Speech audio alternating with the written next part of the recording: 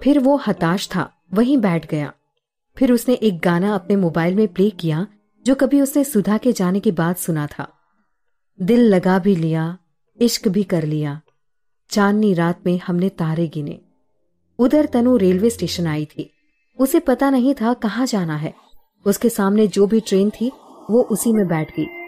वो ट्रेन दिल्ली से अल्मोड़ा जा रही थी। तनु ने टिकट भी नहीं ली थी और सीधे उस ट्रेन में बैठ गई थी।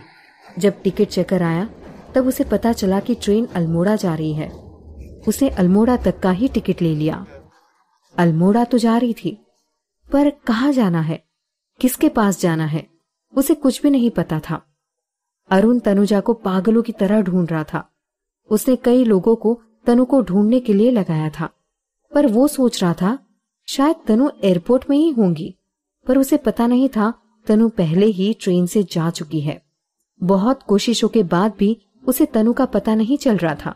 बाद में उसने उसे रेलवे स्टेशन और बस स्टैंड में भी ढूंढा था। उधर तनु का सिर भारी हो रहा था। उसने खाना नहीं खाया था, इसलिए भूख भी लग रही थी। पहले वो भूखी भी रह लेती थी, पर अब उसके साथ उल्टा हो रहा था। अब तो उसे हर थोड़ी देर में भूख लग रही थी। जब स्टेशन पर ट्रेन रुकी तो उसने अपने लिए कुछ स्नैक्स और खाना पैक करा लिया था। वो जब वापस ट्रेन में चढ़ी तब उसने देखा उसके सामने नाना जी के समान दिखने वाला एक आदमी बैठा था जो अल्मोड़ा ही जा रहा था। तनु ने देखा उनके साथ एक छोटी बच्ची भी थी जो बहुत प्यारी थी। तनु ध्यान से उसकी हरकतें देख रही थी। वो बहुत ही प्यारी थी, प्यारी प्यारी बातें करती थी। तनु ने उस बच्ची से कहा, प्यारी छोटी परी, तुम्हारा नाम क्या है? उसने पहले तो अपनी भूरी आंखों से तनु को देखा, फिर अपनी तोतली आवाज में कहा, पलक।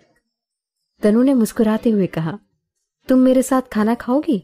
मुझे अकेले खाना अच्छा नहीं लगता। प्लीज छोटी पलक। उसने उत्सुकता से अपने नाना जी को ताका, पर परमिशन नहीं मिली। फिर भी वो अपने नाना जी को गुस्से में घूरते हुए तनु के पास सरक कर बैठ गई। तनु ने मुस्कुराते हुए उसके नाना जी को देखा और आंखों ही आंखों में पलक के लिए परमिशन मांगी। फिर दोनों ने खाना खाया। उसने धीरे से पूछा, पलक, आप कहाँ जा रही हो? पलक ने कहा, अल्मोड़ा, नानू के पास। मम्मी पापा मुझे छोड़ गए हैं ना। फिर वो बातों में मशगूल हो गई। तनु ने देखा उसके नाना जी अपनी आंखों से आंसू पोंछ रहे थे। तनु ने उन्हें कुछ देर देखा। उसे काफी कुछ समझ आ गया था। उसने धीरे से उनसे पूछा, क्या मैं आपको नानू बुला सकती हूँ? उन्होंने कुछ चौंकते हुए कहा, हाँ, क्यों नहीं। फिर तनु ने कहा, आप मुझे बिल्कुल मेरे नानू जैसे लग रहे हैं। वो आदमी मुस्कुरा दिया। फिर तनु ने पूछा, अल्मोड़ा में रुकने की जगह कहाँ पर है? आप तो वहीं के हैं, क्या मुझे बता सकते हैं कोई विमेन हॉस्टल होगा आसपास? वो आदमी तनु को आश्चर्य से देख रहा था। उसने कहा, तुम वहां अकेले जा रही हो और तुम्हारा वहां कोई नहीं है क्या?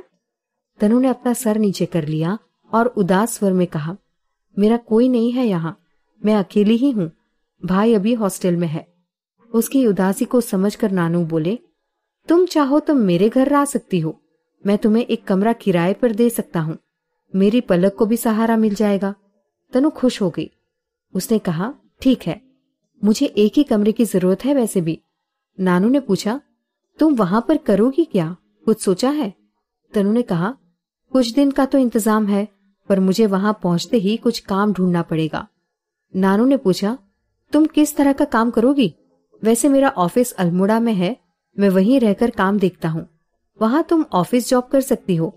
और एक मेरा एनजीओ है जो काठ गोदाम में बीमार और बूढ़े लोगों की केयर करता है। मुझे उसके लिए मैनेजर की जरूरत है। यदि तुम संभाल सको तो तुम इन दोनों जगह में कहीं भी काम कर सकती हो। तनु ने कहा, मेरा ग्रेजुएशन अभी कंप्लीट नहीं हुआ है, पर मैंने ऑफिस पहले संभाला है, तो मैं शायद ये भी मैनेज कर लूंगी। आप मुझे एनजीओ वाला काम सौंप दीजिए, वो मेरी पसंद का भी काम है। नानू बोले, यदि तुम्हें कहीं अच्छी जगह मिल जाएगी तो तुम वहां जा सकती हो, लेकिन तब तक मेरी मदद हो जाएगी। तनु ने नानू का बहुत बहुत धन्यवाद कहा। उसने भगवान को भी मन ही मन धन्यवाद किया कि उसका एक रास्ता बंद है और भगवान ने उसके लिए दूसरा रास्ता खोल दिया। उसने धीरे से अपने पेट पर हाथ रखा और प्यार से कहा, भगवान भी चाहता है कि तुम इस दुनिया में आओ। देखो, तुम्हारे लिए एक और दरवाजा खुला है। तुम्हें कोई तकलीफ नहीं होगी और मैं तुम्हें कोई भी तकलीफ होने भी नहीं दूंगी, क्योंकि तुम मेरे प्यार की निशानी हो। और उसकी आंखों से आंसू बहने लगे। नानू उसे रोते हुए देख रहे थे, पर अभी उन्होंने कुछ पूछना जरूरी नहीं समझा। वो समझ गए थे कि तनु किसी गहरी परेशानी में है। ट्रेन काठगोदाम पहुंच गई थी। वहां से नानू को बस से अल्मोड़ा जाना था, पर तनु के कारण उन्होंने भी काठगोदाम में रुकने की सोचा। वहां पहुंचते हुए शाम भी हो गई थी। तनु तो वहां की वादियों में खो गई थी। वाकई बहुत सुंदर जगह थी। शायद लोग नहीं देख रहे थे। ऊंचे ऊंचे पहाड़, हर तरफ हरियाली, ऐसा लग रहा था जैसे धरती के स्वर्ग में पहुंच गए हो। उसने मन में सोचा, मुझे तो पता ही नहीं था इंडिया में भी इतनी प्यारी जगह भी है। तनु नानू और पलक के साथ उनके घर आ गई। उनका छोटा सा घर जिसमें तनु को रहना था बहुत ही प्यारा और खुला हुआ था। उसके साथ ही एक बड़ा घर भी था जिसमें पलक अपने नानू के साथ रुकी थी। तनु ने अपने मोबाइल की सिम निकाल दी थी, जिससे वो कहाँ जा रही है या कहाँ पर है किसी को भी पता नहीं चल रहा था। उधर नाना जी और अरुण बहुत परेशान थे। उन्होंने अभी तक सभी को नहीं बताया था कि तनु ने घर छोड़ दिया है। एक तो तनु प्रेग्नेंट थी, ऊपर से पता नहीं कहाँ चली गई थी। नाना जी बहुत दुखी थे। वो बार बार भगवान से कह रहे थे, हे भगवान, मैंने ऐसा क्या गुनाह कर दिया। पहले मेरी शालिनी चली गई, उसके बाद तनु मेरी शालिनी की बहू है, उसे कुछ नहीं होना चाहिए। तेज पागल हो गया है, पता नहीं उसने इतनी अच्छी लड़की को क्यों अपनी जिंदगी से निकाल दिया। मेरी शालिनी होती तो तनु के साथ ऐसा कभी नहीं हुआ होता। मैं उसकी रक्षा नहीं कर पाया। और हताश से नाना जी वहीं सोफे पर बैठ गए। उन्होंने अपने सीने पर हाथ रखा। अब उन्हें हल्का हल्का दर्द हो रहा था। अरुण वही था। उसने जब नाना जी की ऐसी हालत देखी तो उसे घबराहट होने लगी। उसने सिंघानिया जी को फोन किया। उसने एम्बुलेंस को भी बुला लिया था। नाना जी ने अरुण से धीरे से कहा, अच्छा है मैं मर जाऊं, कम से कम ऐसे दिन तो नहीं देखने पड़ेंगे। वो बहुत दुखी थे, उनके सीने का दर्द बढ़ता ही जा रहा था। सिंघानिया जी आए। उन्होंने हड़बड़ाते हुए पूछा, क्या हुआ अरुण, ये पापा को अचानक क्या हो गया? अरुण ने उन्हें सारी बात बताई। सिंघानिया जी भी अपने सिर पर हाथ रखकर बैठ गए। उन्होंने कहा, ये तेज ने क्या किया? तनु मेरे सबसे अच्छे दोस्त की बेटी है। मेरे लिए वो शिल्पा जैसी है और वो प्रेग्नेंट है। किसी ने मुझे बताया भी नहीं। पता नहीं वो इस हालत में कहाँ होगी। सिंघानिया जी भी बहुत दुखी थे। उन्होंने कई लोगों को फोन लगाया और तनु को ढूंढने के लिए कहा। इधर एम्बुलेंस भी आ गई थी। एम्बुलेंस में नाना जी को लेकर सभी हॉस्पिटल की तरफ निकल गए। अरुण ने हॉस्पिटल पहुंचकर तेज प्रताप को फोन लगाया। तेज प्रताप ने कहा, हेलो। अरुण ने घबराते हुए कहा, सर, यहाँ नाना जी की तबीयत बहुत खराब हो गई है। उनके सीने में बहुत दर्द हो रहा है। वो तनु को बहुत ज्यादा याद कर रहे हैं और पता नहीं तनु मैडम कहाँ चली गई है। वो तो अपने घर में भी नहीं है। मैंने उन्हें airport, railway station, bus stand हर जगह ढूंढा, पर वो मुझे कहीं नहीं मिली। पता नहीं कहाँ चली गई है। फिर अरुण उदास हो गया। तेज प्रताप ने उसे गुस्से में कहा, ये लड़की जहाँ जाती है वहां मुसीबत खड़ी कर देती है। आज तक मेरे साथ करती रही, अब नाना जी के पास गई है तो वहां पर भी मुसीबत बन गई। ये मुझे कभी चैन से नहीं रहने देगी। अब तुम्हें उसके लिए परेशान होने की जरूरत नहीं है। उसे जहां जाना है जाने दो। अरुण ने थोड़ा घबराते हुए कहा, सर, मैडम प्रेग्नेंट है। पता नहीं वो किन हालात में होंगी। उनके पास तो पैसे भी नहीं है। फिर वो बोलते बोलते रुक गया। तेज प्रताप ने कहा, मैंने उसे एटीएम दिया था, वो उसी के पास होगा। उसमें तो बहुत पैसे हैं, उसकी तो पूरी जिंदगी आराम से कट सकती है। अरुण ने कहा, पर सर, जितना मैं मैडम को जान गया हूं, शायद उन्होंने आपका दिया एटीएम नहीं लिया होगा और मुझे पता चला है उन्होंने यहाँ की प्रॉपर्टी आपके नाम कर दी है। उनके पास अब कुछ भी नहीं है। वो कैसे रहेंगी? मुझे उनकी चिंता हो रही है। यहाँ सभी उनकी चिंता कर रहे हैं। मैं क्या करूं, कुछ समझ नहीं आ रहा है।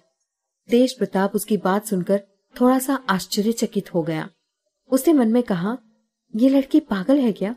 एटीएम को छोड़ने की क्या जरूरत थी? और प्रॉपर्टी उसे मेरे नाम करके उसे क्या मिला?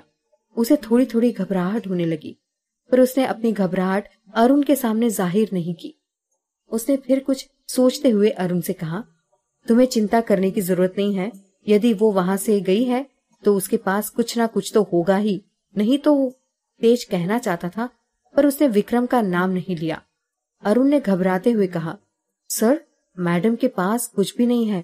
वो नाना जी से भी पैसे लेकर नहीं गई थी। प्लीज आप ही कुछ कर सकते हैं। तेज प्रताप ने फिर थोड़ा गुस्से में कहा, मैंने कहा तुम्हें उसकी चिंता करने की जरूरत नहीं है। तुम सिर्फ नाना जी का ध्यान रखो और पल पल की खबर मुझे देते रहना। फिर उसने फोन रख दिया और गहरी सोच में डूब गया। तेज प्रताप तैयार हुआ और अपना लैपटॉप का बैग लेकर अपने रूम से बाहर आया। तभी चिंटू और बंटी दौड़कर उसकी ओर आए। वो चाचू चाचू बोलकर तेज प्रताप से लिपट गए। उन्होंने तेज प्रताप से कहा, चाचू, हमारी चाची कहाँ है?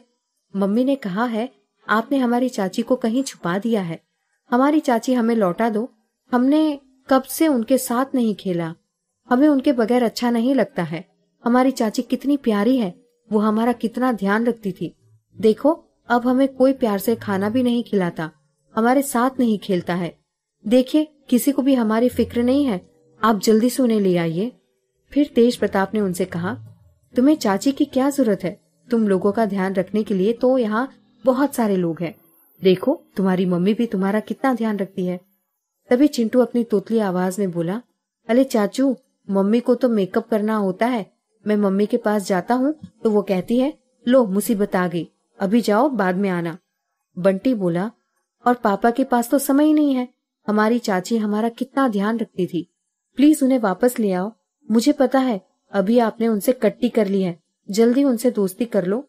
आपको पता है वो हमारी बहुत अच्छी पेंटिंग बनाती थी। उन्होंने आपकी भी बनाई थी। वो उसे देखकर बहुत रो रही थी।